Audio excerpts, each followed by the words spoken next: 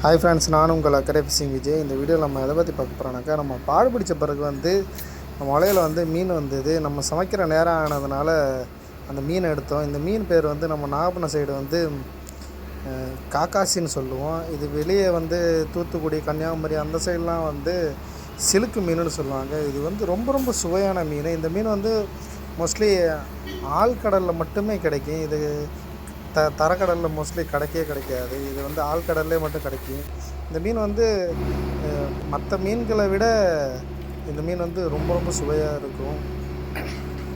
இது ரொம்ப சுவையாக இருக்கும். அதை மட்டும் இல்லாமல் இது விலை ரொம்ப ரொம்ப அதிகமாக இருக்காது. ரொம்ப நார்மலான ரேட்டில் தான் இருக்கும். இது நம்ம சைடே இந்த மீன் ஒரு நெட்டு கணக்கே 1000ரூவாலேருந்து 1500 அந்த ரேஞ்சில் மட்டும்தான் விற்கும். அதுக்கு மேலே விற்காது.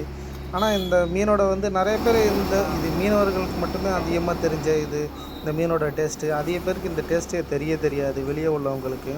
ஏன்னா இந்த மீன் பார்க்குறதுக்கு ஒரு